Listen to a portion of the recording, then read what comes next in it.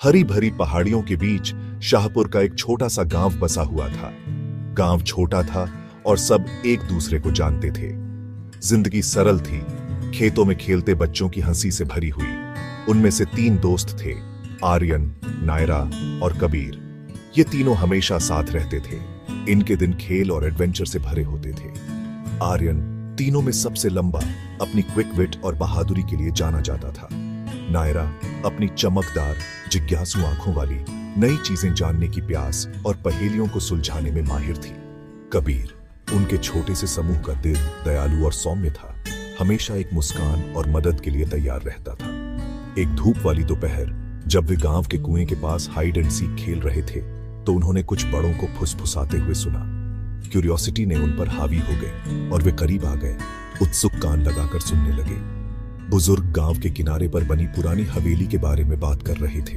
यह हवेली खाली पड़ी थी, एक अजीब सन्नाटे में डूबी हुई थी और कहा जाता था कि यह हॉन्टेड है। बच्चों ने पहले भी हवेली के किस्से सुने थे। रात में अजीब आवाजें, टिमटिमाती रोशनी और एक शैडोवी फिगर जो हॉल में घूमता था। बुजुर्गों की बातें सुनकर नायरा की रीढ़ की हड्डी में सिहरन दौड़ गई। हालांकि आर्यन बेफिक्र था। हॉन्टेड? व्हाट नॉनसेंस, उसने स्कॉफ किया। हालांकि उसके चेहरे पर एक पल के लिए एप्रीहेंशन का भाव दिखा। कबीर, जो हमेशा पीसमेकर बना रहता था, उसने मूड हल्का करने की कोशिश की। चलो खुद ही देखते हैं, उसने एक्सक्लेम किया। उसकी आंखें डर और एक्साइटमेंट के मिश्रण से ट्विंकल कर रही थीं। यह विचार हवा में लटक गया, डेयरिंग और डेंजरस। वे जानते थे कि उन्हें नहीं जाना चाहिए, लेकिन अज्ञात का एल्यूर बहुत प्रबल था, जिसका विरोध करना मुश्किल था। एक चैलेंज दिया गया और स्वीकार किया गया। वे सूर्यास्त के समय पुराने बरगद के पेड़ के पास मिलेंगे और साथ मिलकर हॉन्टेड हवेली के रहस्यों का सामना करेंगे। जैसे ही सूरज ढलने लगा, गांव में लंबी लंबी परछाइयां पड़ने लगी। तीनों दोस्त तय जगह पर मिले। हर कोई बहादुर दिखने की कोशिश कर रहा था, लेकिन उनके दिल की धड़कन उनकी घबराहट को दर्शा रही थी। एक गहरी सांस लेते हुए वे गांव के बाहरी इलाके और हवेली के इम्पोजिंग सिलुएट की ओर चल पड़े। वे जितने करीब पहुंचते गए, माहौल उतना ही ओप्रेसिव होता गया। हवा में डिके की गंध और एक सन्नाटा छा गया था जो टेंजिबल प्रतीत हो रहा था। एक समय की भव्य हवेली अब डिलैपिडेटेड खड़ी थी।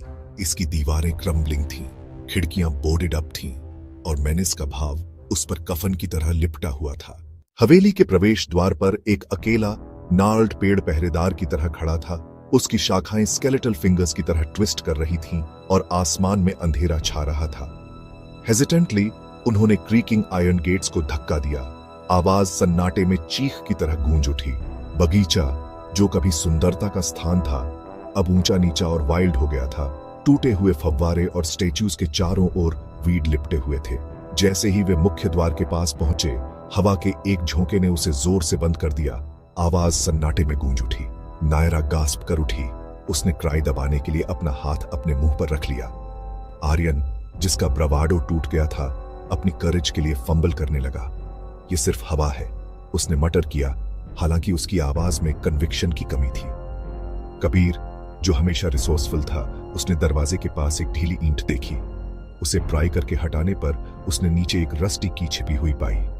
ट्रेम्बलिंग हैंड से उसने उसे लॉक में डाला।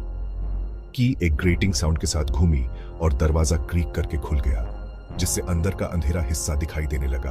अंदर की हवा स्टेल और ठंडी थी, डस्ट से भरी हुई थी और डैम्पनेस की गंध आ रही थी। हर कोने से कॉबवेब्स भूतिया श्राउड की तरह लटके हुए थे और बोर्डेड अप विंडोज में एक दरार से चमकते हुए चांद की रोशनी ही एकमात्र लाइट थी। एक गहरी सांस लेते हुए आर्यन अंदर चला गया। उसके पीछे पीछे नायरा और कबीर थे। उनके वजन से फ्लोरबोर्ड्स मुड़ गए। हर कदम पर डस्ट का एक बादल उठ रहा था। वे कॉशियसली हवेली से होकर गुजरे।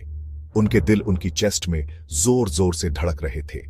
हर क्रीक और ग्रोन उनके डर को और बढ़ा रहा था। मेन हॉल में उन्होंने ऊपरी मंजिलों तक जाने वाली एक भव्य सीढ़ी देखी। दीवारों पर लगे कठोर चेहरे वाले पुरुषों और महिलाओं के पोर्ट्रेट्स ऐसा लग रहा था कि फॉलो कर रहे हों। उनके एक्सप्रेशंस ठंडे और अनफॉरगिविंग थे। जैसे ही वे सीढ़ियां चढ़े, उन्होंने ऊपर से एक आवाज सुनी। यह एक सॉफ्ट साउंड था, जैसे कोई सॉबिंग कर रहा हो। आर्यन, जिसकी क्यूरियोसिटी उसके डर पर हावी हो गई थी, अपने दोस्तों को अपने पीछे आने का मोशन किया। वे हॉलवे से रेंगते हुए आवाज की ओर बढ़े।